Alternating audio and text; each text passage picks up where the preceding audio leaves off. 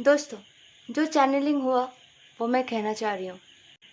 अभी हम जो कहने जा रहे हैं ये बहुत बड़ी सत्य है। जब मेरी अवेकनिंग हुई थी, मेरे सखा कृष्ण ने खुद मुझे जगाया और बताया कि मैं हूँ कौन, मेरा अस्तित्व क्या है। कल की अवतार के बारे में जानने लगी और माता वैष्णो देवी उनके लिए इंतज़ार कर रही है। कलयुग में जो कल की अवतार का रूप है, इसका वर्णन हम भविष्य पुराण में, मुस्लिम धर्म ग्रंथ में मेहंदी के नाम से भी जानते हैं। धर्म युद्ध शुरू हो चुके हैं। हर जगह से तथ्य संग्रह करने के बाद सखा कृष्ण ने जब मुझे कहा कि मैं ये चैनलिंग के लायक हूँ और मुझे ही करना है, तो मैं करने के लिए प्रस्तुत हूँ।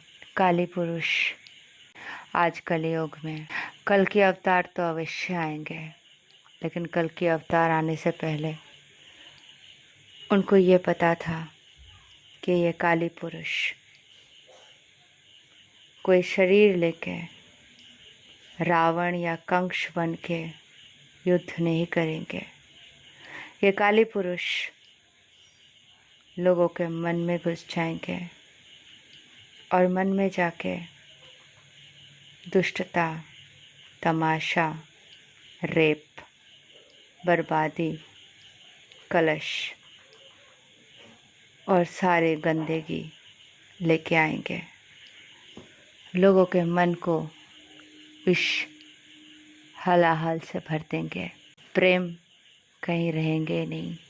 और उसी वक्त सखा कृष्ण ने, सखी राधे ने, माता पार्वती ने, शिव पिता ने एक साथ 1,44,000 एक आत्मा दो जान वाले ऊर्जा पैदा करके धरती पर भेजे। और वो एक आत्मा दो जान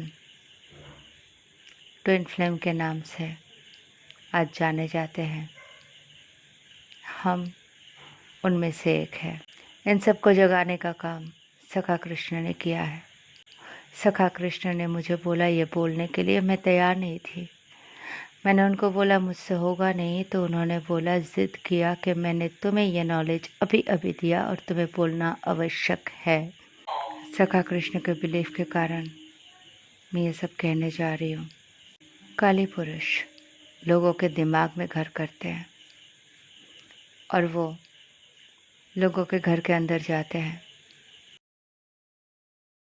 जब से मेरी अवेकनिंग हुई और जब से और सारे लोगों की भी अवेकनिंग हुई, और उसके बाद अवेकनिंग के साथ साथ आए कोरोना काल।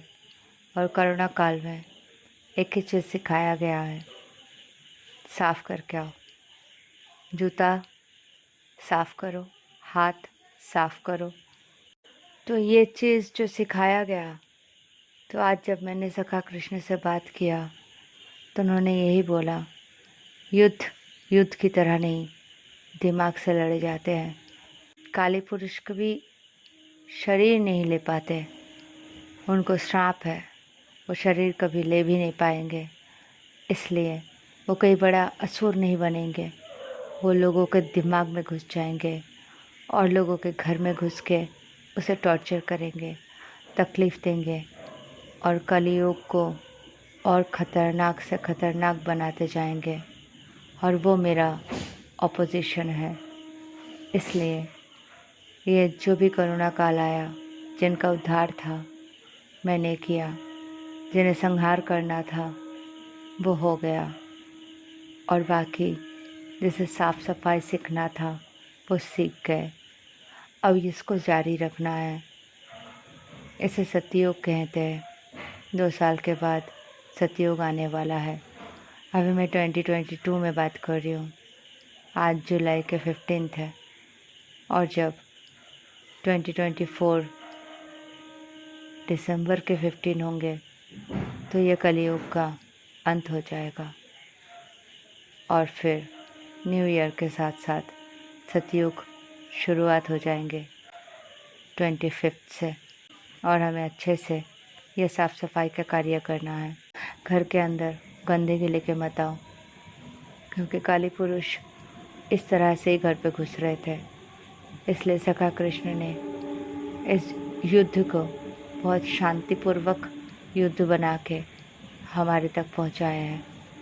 और जो इन्होंने भेजा हुआ था ना, हमारे जैसे ट्विन फ्लेम्स, हमें इनर वर्क सिखाया गया, इसलिए ताकि हम इनर वर्क करें और जो परमात्मा के वाइब्रेशन है, जो एनर्जी है, एक राइडर बन के परमात्मा के सारे पॉजिटिव वाइब्रेशन और खूबसूरत प्रेम को लेके हम धरती के पाताल लोक तक पहुंचा दें, ताकि कोई नेगेटिविटी किसी को भी टच ना कर पाए।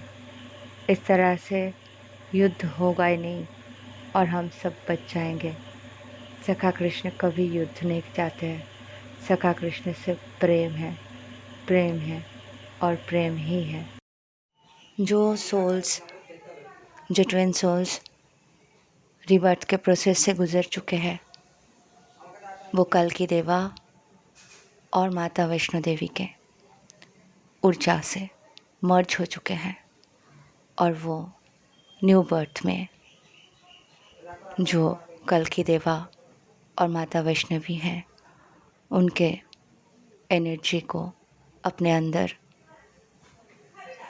शिव पार्वती के रूप में जो बैलेंस किया है, वो महाकाले वैष्णवेश्वराई में अवतीर्ण हुए हैं। महाकाल वैष्णवेश्वराई। थैंक यू सो मच दोस्तों।